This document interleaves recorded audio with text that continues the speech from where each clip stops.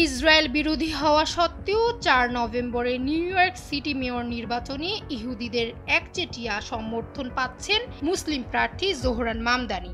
এখন অবধি ৩টি গুরুত্বপূর্ণ জরিপে সর্বাধিক ভোটে এগিয়ে আছেন এই ডেমোক্রেটিক প্রার্থী। এর পেছনে অন্যতম কারণ হিসেবে কাজ করছে সংখ্যাগরিষ্ঠ ইহুদিদের সমর্থন। কিভাবে বিপুল সংখ্যক ইহুদিদের নিজের প্রতি আকৃষ্ট করলেন এই মুসলিম নেতা? গত মাসে জোহরান মামদানি যুক্তরাষ্ট্রের ব্রুকলিনের প্রগতিশীল ইহুদি উপাসনালয় সিনাগগ কোলট চায়েনুতে প্রার্থনা সভায় অংশগ্রহণ করেন। ইহুদিদের নববর্ষ উপলক্ষে আয়োজন করা হয়েছিল সভাটি। এ সময় ব্যাপক করতালি ও উৎসাহ উদ্দীপনায় মামদানিকে স্বাগত জানান ইহুদিরা। ৬ লাখ ইহুদির এই শহরে মামদানির জন্য এটি ছিল এক বিশেষ রাজনৈতিক মুহূর্ত।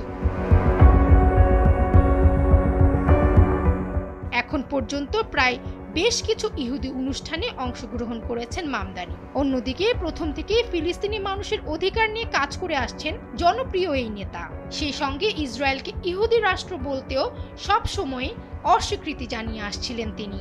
একদিকে মুসলিম জনগোষ্ঠী, অন্যদিকে ইহুদিদের সমর্থন, দুই মিলিয়ে এক স্পর্শকাতর পথে হাঁটছেন তিনি।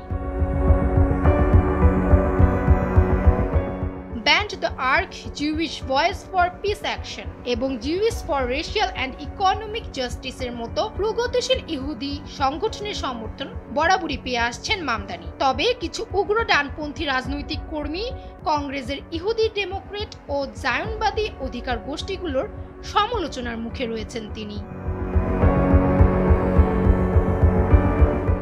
যুক্তরাষ্ট্রের বোডাইন কলেজে পড়ার সময় মামদানি সেখানে students for justice in Palestine নামের একটি সংগঠনের শাখা চালু করেছিলেন। এর প্রায় এক দশক পর তিনি পরিচিতি পেতে শুরু করেন।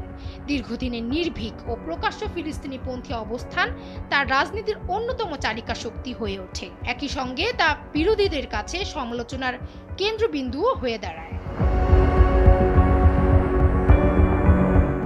মামদানিকে নিয়ে মিশ্র প্রতিক্রিয়া থাকা সত্ত্বেও জরিপ বলছে ভিন্ন কথা। নিউ ইয়র্কে বসবাসরত ইহুদি ভোটারদের মধ্যে জোহরান মামদানি সবচেয়ে এগিয়ে আছেন। ৩টি পৃথক জরিপে মামদানিকে ১০ থেকে ২৫% ব্যবধানে এগিয়ে থাকতে দেখা যায়। মামদানি ৪৩% এবং সাবেক গভর্নর অ্যান্ড্রু কুমো পেয়েছেন ৩৩%। অন্যদিকে রিপাবলিকান প্রার্থী কার্টিস লিওয়ার সমর্থন পেয়েছেন ১৪%।